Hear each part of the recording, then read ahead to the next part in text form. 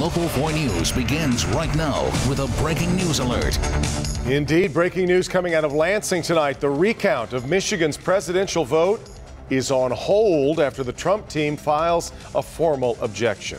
It tops our news tonight at 5. Late this afternoon, the legal team for President-elect Trump filed their own legal maneuver. All this is aimed at trying to halt a recount of Michigan's 4.8 million ballots, which now sets up a big showdown tomorrow morning at the State Board of Canvassers. Let's bring in Mara McDonald, who has the complaint that we've seen here tonight. Mara? Hey, Devin, we do. This is 36 pages, but it really boils down to 3 major points. Let me show you. Will there or won't there be a hand recount of all those Michigan ballots? Tonight, the answer is anything is possible. Late this afternoon, the Trump legal team filed an objection to Stein's request for a hand recount here in the state, and it's arguing 3 major points. Number 1, because Stein is the 4th place finisher here, she's not aggrieved by any alleged fraud or mistake and is not entitled to a recount. The legal use of aggrieved means she suffered loss or injury. Number 2, they say a recount can't be completed in time for Michigan to have its electoral college votes counted. They're arguing Stein waited until the last possible minute to file, and because of that, it turns the process into a logistical hell. And their 3rd point, they say Stein's petition should be rejected because it's not properly signed and sworn to by the candidate, and they claim her petition was notarized in Massachusetts, but not validly notarized. Back here live, you know, not surprisingly, the Stein team blasted Trump's objection standard. But what they did say in their statement, one thing was very interesting. You know, Jill Stein's crew has paid more than $900,000 to trigger this recount, but this recount could cost upwards of $5 million, which means Michigan taxpayers would be on the hook for it. But in today's statement, they say, we are talking to the Board of Canvassers about how we could potentially contribute to overages. Not we're going to pay for it, but that we could potentially contribute. Devin, Kimberly, back to you. If it were rejected because it wasn't properly notarized, that would be rather eye-popping. But talk about some of the possible outcomes here, Mara. I think you're looking at 3, Devin. I think that the State Board of Canvassers could toss the whole thing. I think they could do what the judge in Wisconsin did, which is say, look, there's absolutely no reason for a hand recount here. There's no legitimate fraud. And say, we'll go ahead, but with an optical scan of the votes, which should hopefully move things along. Or the State Board of Canvassers can say, hey, let's do it. Full recount, hand recount, see how long it takes. Right. Meeting coming up tomorrow morning. All right, Mara. Well, our other top story tonight, a sea of blue packing a St. Clair Shores church to pay their final respects to Sergeant Colin Rose. A tearful goodbye as the law enforcement community came together to bid farewell to a life lost way too soon. 29-year-old K-9 officer was gunned down last Tuesday in the line of duty. Let's bring in Guy Gordon, who's with us now live. Guy, we had hundreds of people wrapping their arms around his family and his fiancée. I've never seen anything quite like it, Devin, and just an amazing turnout. And listen, the entire law enforcement community is hurting because gun fatalities for police officers up 64% this year. The Tucson chief that was here, the assistant chief for the funeral, found out overnight that 2 of his officers were shot and wounded. We lost an officer in Tacoma last night, 3 in Detroit in just the past 2 months. All of this compounding the heartache of losing Sergeant Colin Rose. We're trained to be ready for any incident except one, losing a fellow officer in the line of duty. Sergeant Rose was remembered as a cop's cop who led with his heart and was rarely without a smile. He loved his dogs. That smile never broader than when he was training his beloved dogs or training other trainers around the nation. Yeah, he was that good. We will never be able to make up for the loss of Sergeant Rose's life. But his love of humanity was remembered most in these tender words intended to mend broken hearts. This was his neighborhood. This was his beat. These were his family members. This was his home. He served them all with pride and dedication. But he also brought smiles to the less fortunate and was always looking out for them. The city has lost 3 officers in 2 months. This ritual, repeated now at St. Joan of Arc, all too familiar, leading to the Monsignor's plea that was really more of a prayer. The violence has to end. We have to start treating each other as brothers and sisters. We have to look at each other in the eye. No matter what color we are, no matter what we wear, no matter what uniform we put on, and see good. And we will continue to see good in this young man. He will never have the opportunity to have children of his own, but that doesn't mean he's not leaving a legacy. And that's thanks to Wayne State. They've endowed a scholarship in the name of Sergeant Colin Rose that will help other young people become public servants. And the president of Wayne State said this is just so fitting, that this man that helped so many will continue helping other young people who will go on to help others. We're live. I'm Guy Gordon, Local 4, Kimberly and Devin, back to you. All right, Guy, it really is a lovely gesture. And speaking of lovely gestures, if you haven't seen them yet, you really should. We've posted some of the very moving still photos from the visitation for Sergeant Rose at clickondetroit.com. You can find the link right there in the top story section on the homepage. Now, as the region mourns the loss of Sergeant Rose, Detroit officers once again come under fire, reminding us just how dangerous an officer's job is. It really is dangerous, and this is the second time in 24 hours shots have been fired at officers in the city. This latest incident happened overnight on the east side near I-75 and State Fair. Detroit's chief calling it a fierce gun battle. Let's get to Sean Lay live. And Sean, you've got some new information concerning this incident. Good evening, Kimberly. There is more to this story. First and foremost, the three officers standing right out here on this street, they could have been killed. Fired upon in this direction, they fired back at that gunman. At the same time, firing at that gunman, those officers also fired and hit this house. The family inside that house, they had to take cover.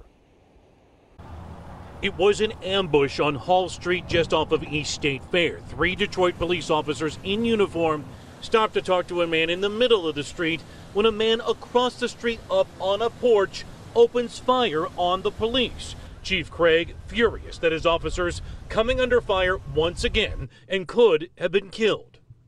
He was on his front porch. Why would you shoot at a police officer from your front porch? 5 shots fired at those officers in all. The gunman's semi-automatic handgun stovepiped or jammed, or more shots would have been fired. That gunman is 45 years old, got out of prison this year after doing 25 years for murder.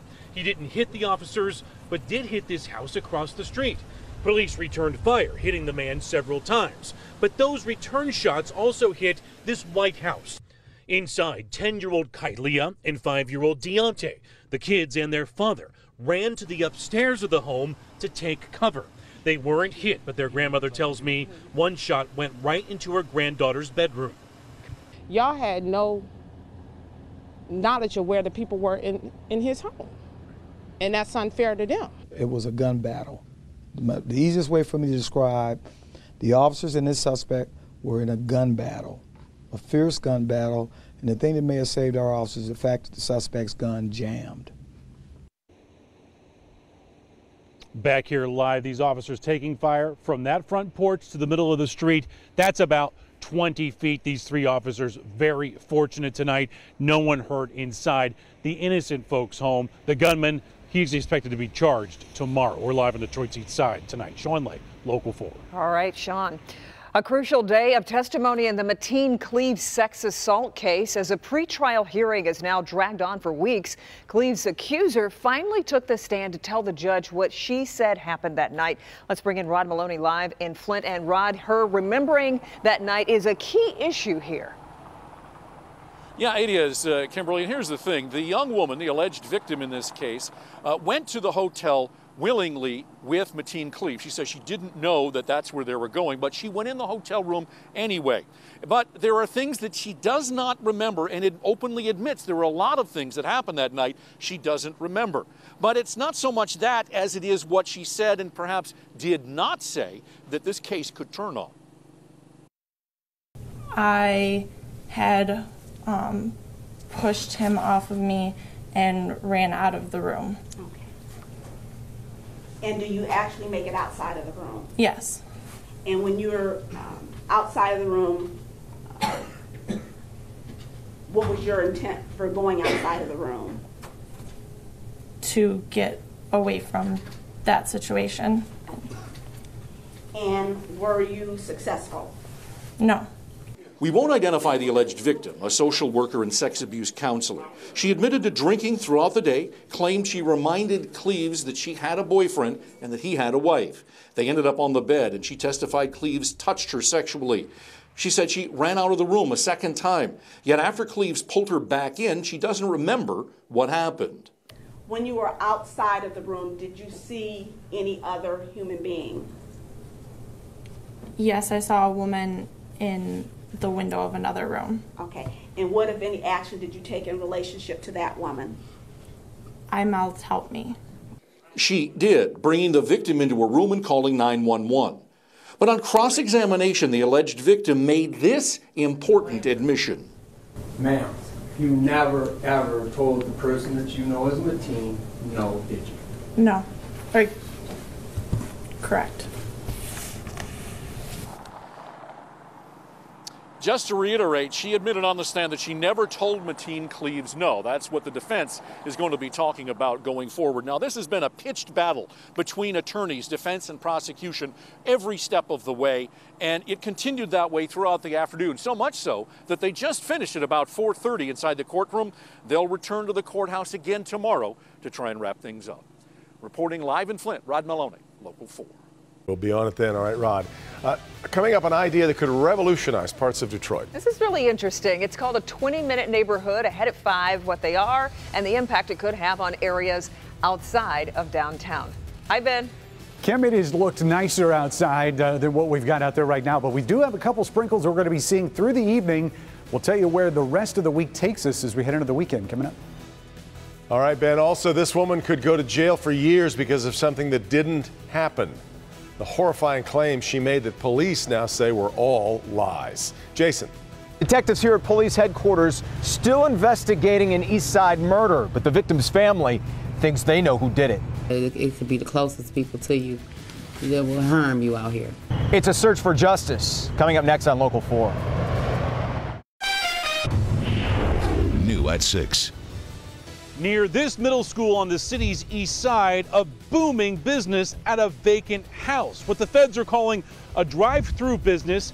Hundreds of customers all here for heroin. I've got the details coming up on Local 4. All right, Sean, plus a very proud moment for the Detroit Police Department. The life-saving skills 2 officers put to use earlier today on a 3-month-old. Let's get to breaking news now on Detroit's east side. A man who had been abducted last night has just been found dead. Let's bring in Jermont Terry, who's live at the scene with what's happened or what we know about it so far. Jermont.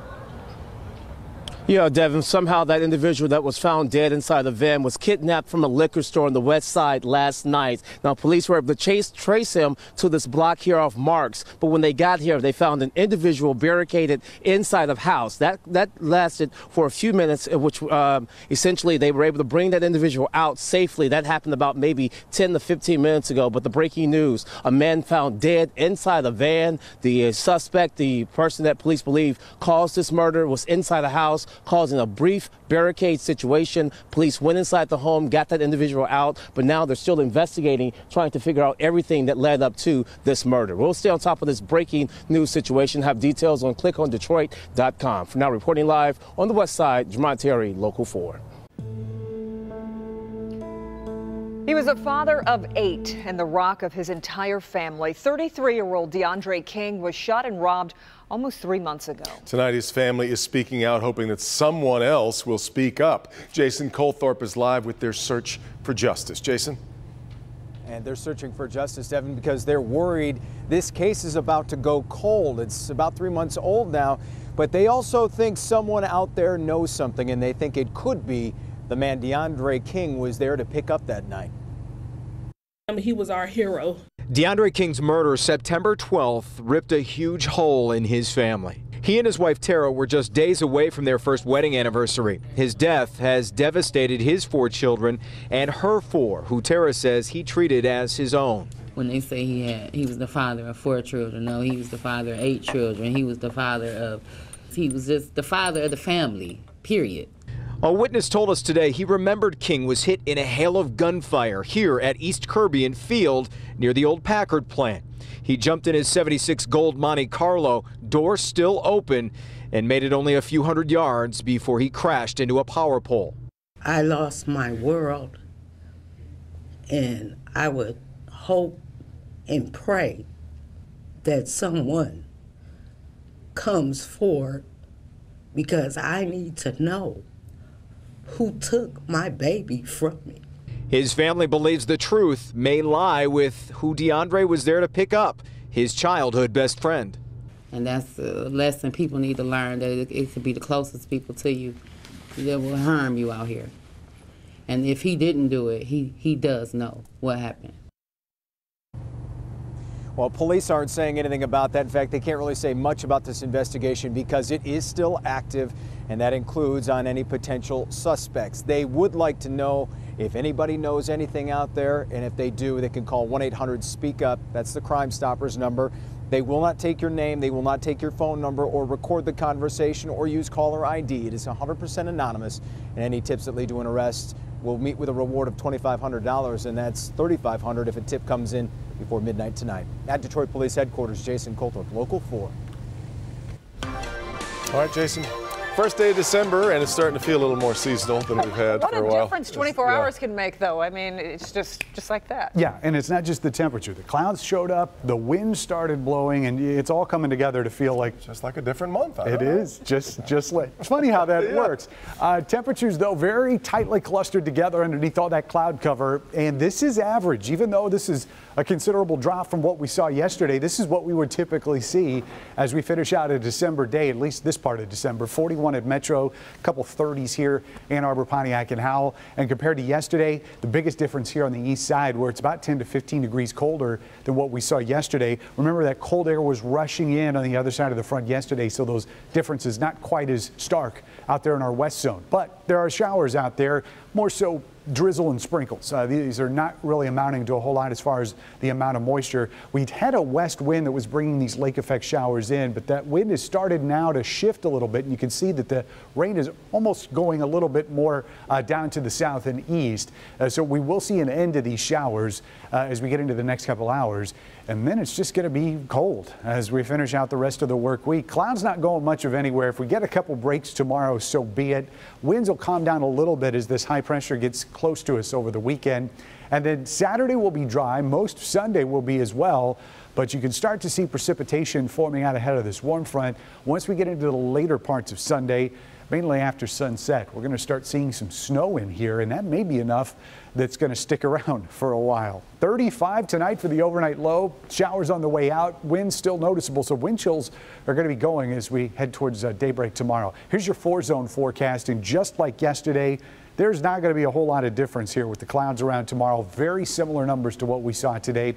42 in Detroit. Romulus will likely be around 41 degrees. South zone pretty much all at 40 or 41.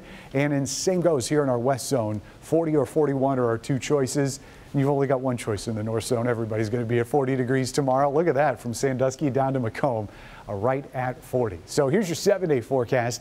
30 start showing up as we get into Sunday, and again, this is going to lead into some of that snow we're expecting towards the evening hours. Less than an inch, but it could be sitting on some grassy and elevated surfaces.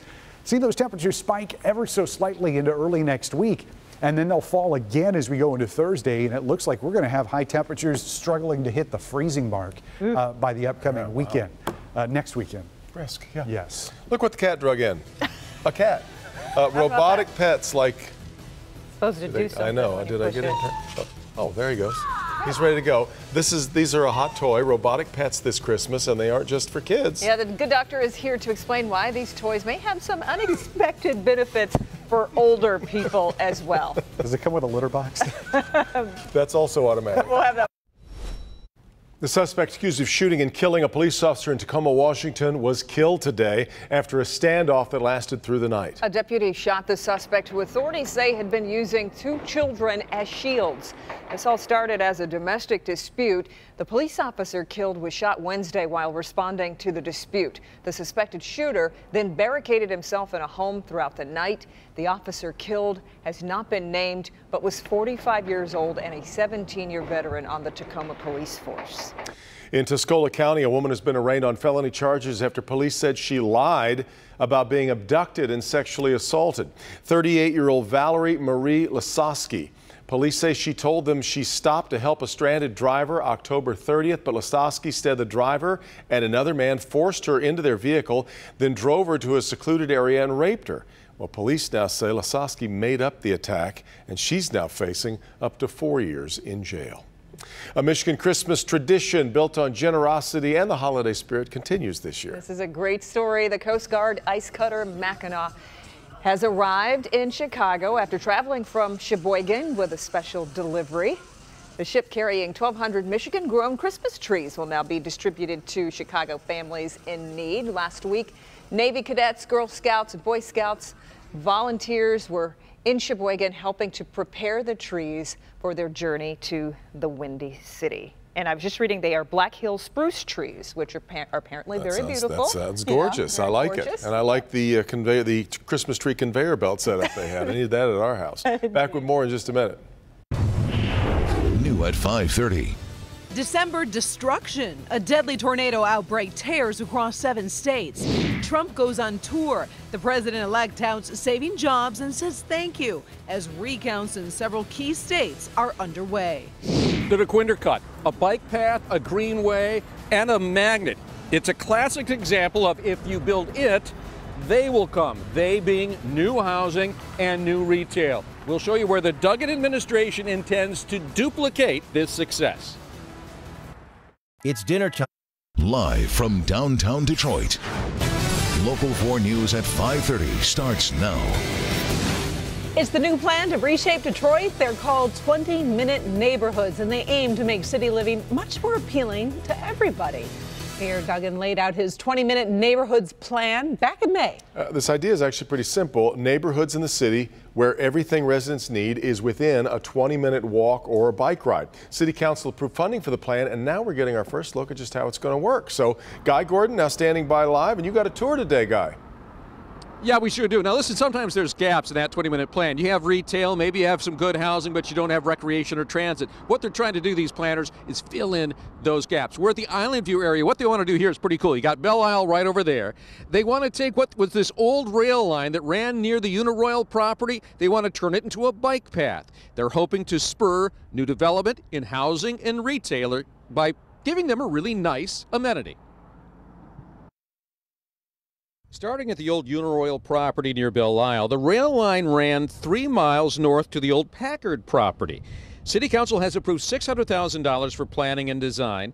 HUD is kicking in money for construction, and Phase 1 could begin in early 2018. As a complement to the new housing that might happen here, or the new streetscapes, or the infill development that would happen as a result of having a really strong anchor like the Beltline. There's already a blueprint for success with this. The DeQuinder Cut near Orleans has assisted in sparking 2 major residential development projects along that popular path.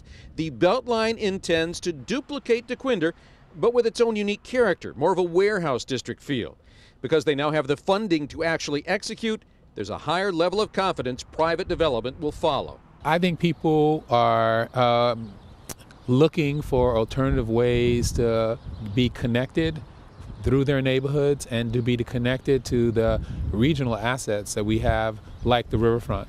The Beltline will also improve stormwater management, reducing flooding that has plagued hundreds of families in the area. Stack of bikes over there, kind of validation about what you're talking about. How about over there? that? People just, now what we do is get them on this side of the fence, and they will have an access to the riverfront. City Council contracts in place. They can now begin the planning process in January of 2017. Hope to put the shovel in the dirt beginning in 2018. They'd like to run it all the way up to the Packard plant, which is 3 miles north of here, but they would, of course, be doing this in phases and segments, and they will be taking community input. That is a big part of this 20-minute neighborhood project. We're live from downtown. I'm Guy Gordon, Local 4 in Island View, a neighborhood I didn't even know existed, guys. It's back Well, here. Guy, I got to imagine a lot of neighborhoods would love to sign up and be involved in this. Yeah, and there are several others that are included in this contract. 3 of them, one in southwest Detroit near the Verner Corridor, the Grand River Corridor, and also Rosa Parks, Claremont. There's going to be some work done there as well, again, beginning in 2017. Great stuff. All right, Guy. Well, police are now searching for answers after an apparent murder-suicide in Frenchtown Township. Monroe County Sheriff's Department says a 61-year-old man shot and killed his 59-year-old brother-in-law after a fight inside a home, then killed himself. Deputies were called after both men were found unconscious in the home's basement. It's unclear what prompted the fight.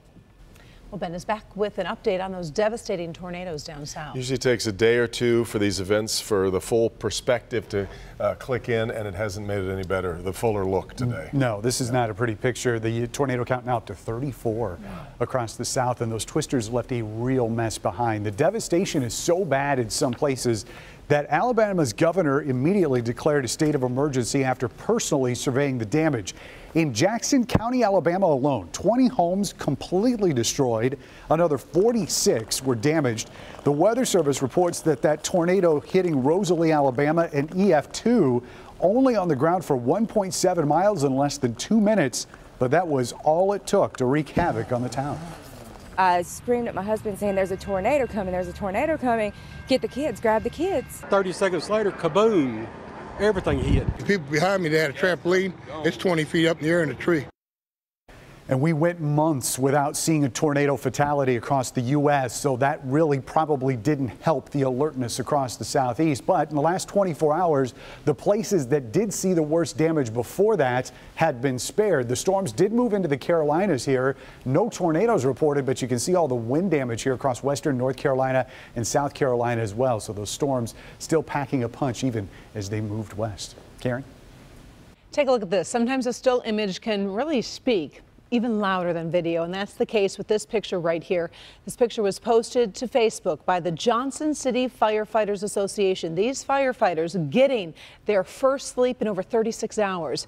They've been fighting wildfires across Tennessee for nearly 3 days now. Today, the death toll rose to 10 after 3 more bodies were found in a home. Along with the 7 deaths, 53 people have been injured as a result of the fires so far. President-elect Donald Trump hit the road today, making a public appearance for the first time since his election. First, he went to Indiana to officially announce what we reported yesterday. Carrier will not be sending 1,000 jobs to Mexico. Next stop, Ohio, to thank voters in a state that was key to his victory. Brian Moore following it all from Washington tonight. Brian? Thanks, Devin. The president-elect has 2 messages today. Thanks, and you're welcome. In his first official trip since the election, President-elect Donald Trump traveled to Indiana, where he celebrated Carrier Air's decision not to export 1,000 jobs to Mexico. These companies aren't going to be leaving anymore. They're not going to be taking people's hearts out. He was accompanied by VP-elect and Indiana Governor Mike Pence, who played a key role in making good on a campaign promise to keep jobs in America. Today, America won. And we have Donald Trump to thank. So excited. It's great news. It's a holiday gift for workers who'd been bracing for unemployment. Carrier says the state offered $7 million in incentives over the next decade. But CNBC has confirmed Carrier is closing another Indiana plant, exporting 700 jobs to Mexico. That includes the one held by this Trump supporter. I'm glad he's able to save some jobs. Obviously, I wish they'd be able to save ours also. After Indiana, the president-elect scheduled a rally in Cincinnati. First stop on a thank you tour of the battleground states that handed him the White House. Well, the president-elect is looking ahead. Elections officials in Wisconsin are looking back to Election Day. They're recounting every vote, a task that will keep them busy around the clock for the next 2 weeks. Green Party candidate Jill Stein requested that recount, and she will be paying the bill, $3.5 million. In Washington, Brian Moore, Local 4. All right, Brian, of course, if you're just joining us, the Michigan recount on hold right now on an appeal. Also just in, it appears Donald Trump has selected his Secretary of Defense. Retired 4-star Marine General James Mattis will get the post, according to sources in the transition team. There will have to be, I believe, a waiver of the amount of time that someone from active duty moving into retirement has to wait. He hasn't been retired 7 years yet, but the official announcement is expected early next week. Well, it's a local organization that's giving people with special needs a place to shine. In this week's Heart of Detroit, Mitch Albom introduces us to the people behind the Soul Projects initiative. Used to say soul shine, it's better than In a little pocket of West Bloomfield stands a soulful space that encourages individuals with special needs to shine. Rabbi Levi and Basi Shem Tov built this center through the teachings of faith. It's based on the philosophy and encouragement of our Rabbi Menachem Schneerson, a blessed memory. His philosophy was very strong on finding the soul in a person. We all have a soul that's a part of God within us. The Shem Tovs have served their community as the founders of Friendship Circle, an all-inclusive organization that is the basis for their Soul Projects initiative, opening doors for a community that was once underserved. They come over here and they get to express themselves. They get to have a job, which is for the first time in their life, which is really exciting and empowering. And they come here and this is their home. At the Soul Cafe, adults with special needs get on-the-job training in food services. At the Soul Studio, they get the opportunity to express themselves through art and let their inner artists shine on the gallery walls. If you have a handicap, then we know that you're exceptional somewhere else. What we want to do is say, maybe they can't do 10 things, but these are the 2 things that they can do, and they could do that as good or better than anyone. I'm trying to take the needs part out and just leave them special. And leave them special, exactly. A sentiment we should all live by. My message to them is, you're a beautiful person inside. With the soul. With a soul that has to shine. And if we could get that to shine, then you'll overcome everything. Encouraging souls to shine everywhere, Levi and Basi Shem Tov proved that being exceptional is in every one of us, right here in the heart of Detroit. It's great to see the soul inside instead of just what's on the outside. Take the needs out. Yeah. Just remember the special. I like that. Great story, Mitch. It's a new type of sugar that claims to have the exact same taste but with half the guilt. New today, we'll show you what hollow sugar is and how one company is hoping it'll be a big hit. Hi, Doc. Hey there, you know robotic pets are a hot holiday toy, but they may be a great gift for some older folks on your shopping list too. I'm Dr. Frank McGeorge. Coming up, the real benefits of artificial pets and who they could help the most. Settle down over there, girl. All right, Doc. But first, a swarm of police surrounding a bank. What one man inside did that left close to a dozen people begging for help. We'll have that next. Coming up Friday on Local 4 News Today, it's about time to send out those holiday cards. And tomorrow, the experts reveal what you should include and avoid when writing them. That's at 6 a.m. Plus, it's Fitness Friday. It's a brand new workout, and all you need is this wall. Fitness Friday tomorrow. And as always, we've got your weather and traffic on the 4s when you join us starting at 4:30 a.m. We'll see you Friday morning. On Jeopardy! New at 6. A local judge facing a life and death situation. Come to find out, his savior was sitting right there in his own courtroom. All right, Jason, also a study done over nearly 2 decades is linking white wine to a potentially deadly disease. You'll find out how much may be too much coming up at 6 in Good Health. Scary moments today for people in Jacksonville, Florida, after being taken hostage at a credit union. Here's a look at the moments. All 11 hostages were freed by a robbery suspect. Police say a man went into the credit union around 9 this morning armed with a gun. He then took hostages and threatened to kill them while making demands to police. In the end, no one was injured and the would-be robber was arrested. In Good Health, robotic pets are a hot holiday toy, but they may be really a perfect gift for some older folks on your shopping list. Dr. Frank McGeorge is here with a look at artificial pets that have real benefits, apparently. That's exactly right, Karen and Devin. You know, the health benefits of real pets are well established, but some people have allergies and not everyone can care for a live animal. And when that's the case, research suggests having a robotic pet may also be beneficial, especially for some seniors. While a robotic cat isn't as curious as the real deal, artificial pets are more interactive than ever before. A study by Purdue and the University of Washington found children who played with a robotic pet and a real animal viewed both types of pets as social companions. As much as kids enjoy them, research suggests robotic pets could be most effective for the elderly, who may crave companionship but often can't manage the care of a cat or dog. Now, the idea isn't new. Researchers have studied the impact of Pero, the robotic harp seal, for decades. Pero was developed in 1998 by Dr. Takanori Shibata of Japan's National Institute of Advanced Industrial Science and Technology.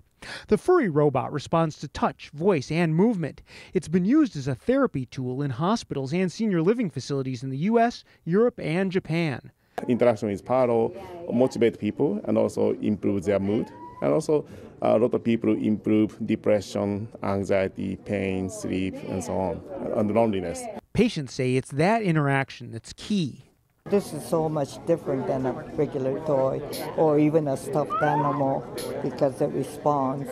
And some people stroke Pero and also they talk to Pero. Also, the caregivers or therapists can communicate with them very easily.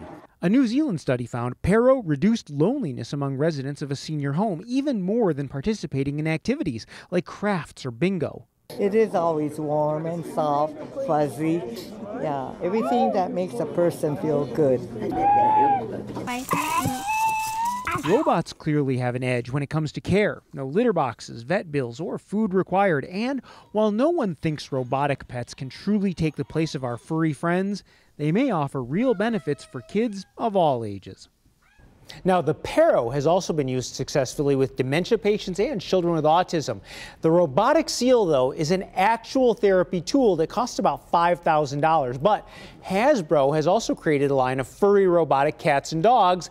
They are called Joy for All Companion Pets, and those are available for under $100. Or you can get a less furry version like this one for about the same price. Well, I was more interested in the seal until you told me the price, but looking at the seal and with the eyes and the connection that they seem to have with it, right? Why a seal, I guess? That's a fun thing. They actually tried building cats and dogs initially, but the interesting thing was patients didn't find them very convincing because they actually had experience with real pets.